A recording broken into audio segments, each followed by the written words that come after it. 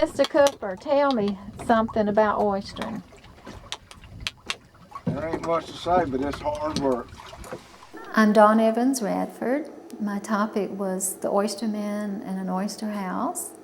And I love oysters, I love eating oysters, but I also respect and appreciate the oyster industry and the people who are involved in the oysters. The oysters in Apalachicola are world famous. The Apalachicola oysters appear in menus in New York and Chicago, and I've seen them in Wilmington, North Carolina, where I've been for a few years. They've helped, after refrigeration, they helped make Apalachicola what it is today. It's a seafood town, but it's primarily an oyster town. I went out to Allen Seafood at what we call 2 Mile, which is about 2 miles west of town, right on the bay, and did some oyster shuckers in the oyster house and some of the area right around there where the oyster boats park. In the shucking house part, today it's very noisy because they use machines to crack the oysters. But when I was little, it was just people opening oysters by hand. After that, I got on a boat and went out into the bay to see actual oyster tonging. Jimmy took me out. He's the one with the toboggan on his head. And you're an oyster man. Yep.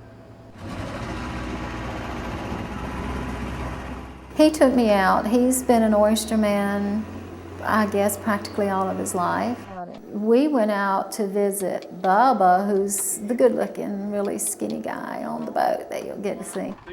One oyster man once told me a joke about these long tongs they have, which are like 14 feet long. Told me once that they put them in the water and the oysters climb up the tongs and drop into the boat, which was a big lie, but it was funny.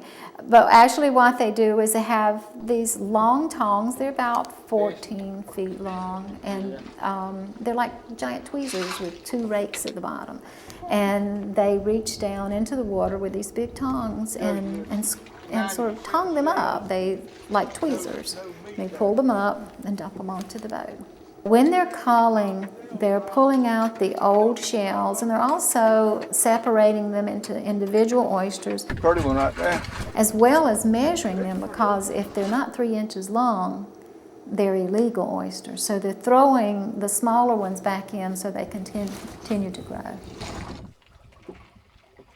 The oysters and shrimp here actually provide for us a subculture, an American subculture, that's just as important and just as precious to us as the Amish are in Ohio, Indiana, and Pennsylvania, and as the Seminoles are down in South Florida. It is a subculture they provide, which to me is a national treasure that we need to take care of just as we would any other treasure.